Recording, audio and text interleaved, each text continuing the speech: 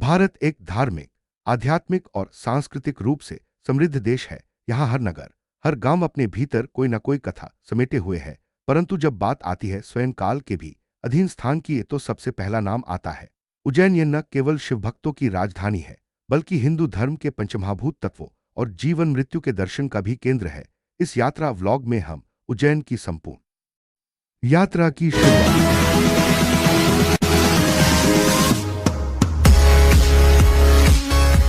उज्जैन जाने के लिए सबसे समीपवर्ती रेलवे स्टेशन है।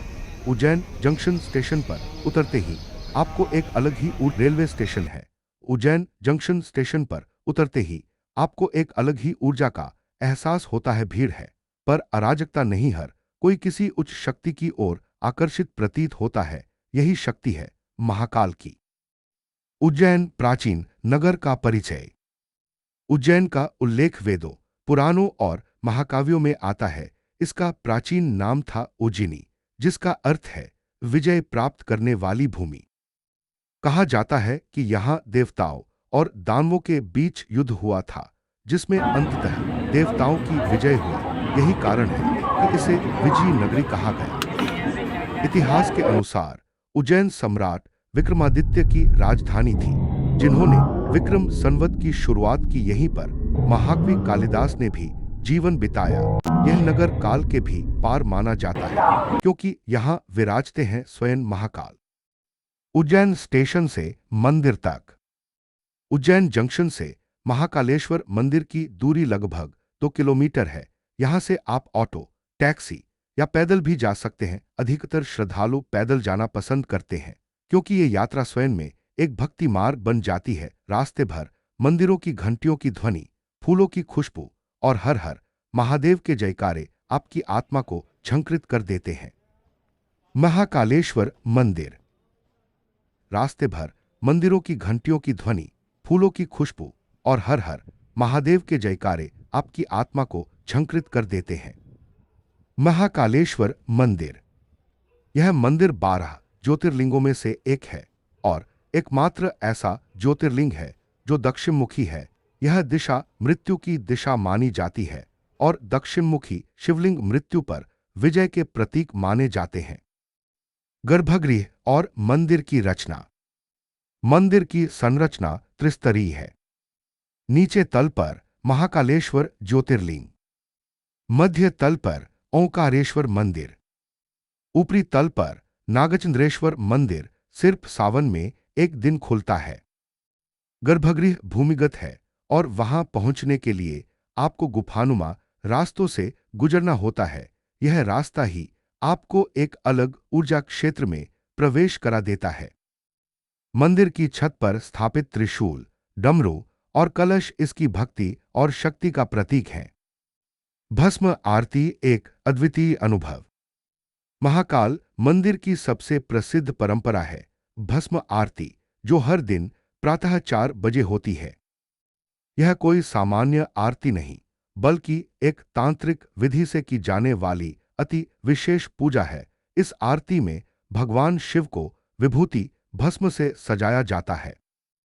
पुराने समय में यह भस्म चिता की राख होती थी, अब यह पवित्र भस्म से होती है। इस आरती का दर्शन केवल पंजीकृत भक्त ही कर सकते हैं। भस्म आरती हमें यह सिखाती है कि यह शरीर नश्वर है, मृत्यु ही एकमात्र सत्य है और महाकाल इस सत्य से परे है।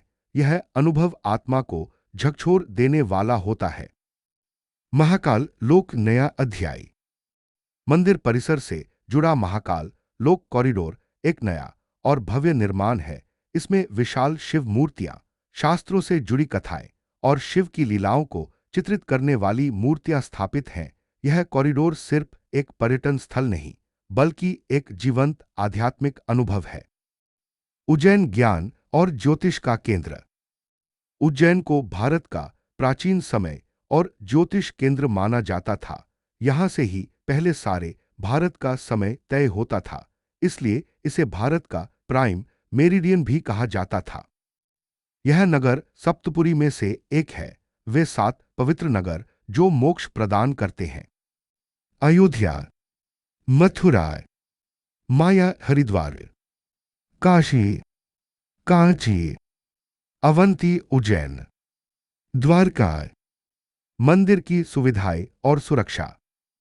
महाकाल मंदिर में भक्तों की सुविधा हेतु आधुनिक कतार प्रबंधन प्रणाली, सीसीटीवी निगरानी, डिजिटल डिस्प्ले बोर्ड, ऑनलाइन दर्शन बुकिंग, विश्राम गृह, क्लॉक रूम, भोजनालय और पार्किंग की व्यवस्था की गई है। लोक जीवन और संस्कृति। मंदिर के बाहर प्रसाद, पूजा सामग्री, रुद्राक्ष, किताबें और धार्मिक वस्तुएं मिलती हैं। यहाँ के स्थानीय लोग भी अतिथि को देवता मानते हैं।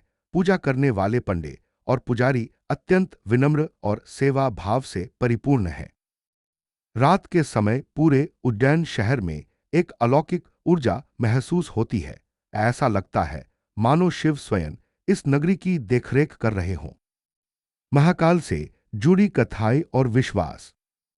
एक कथा के अनुसार जब उज्जैन पर दैत्यों ने आक्रमण किया था, तब भगवान शिव ने काल का रूप धारण कर उन राक्षसों का संहार किया और महाकाल कहलाए।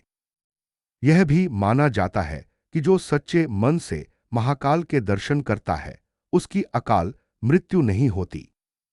निष्कर्ष। महाकालेश्वर मंदिर सिर्फ एक मंदिर नहीं, एक जीवित शक्तिपीठ है। यहां आकर आपको केवल दर्शन ही नहीं मिलते, बल्कि आत्मा भी पवित्र होती है। यह यात्रा केवल स्थान की नहीं, बल्कि आत्मा के भीतर झांकने की है।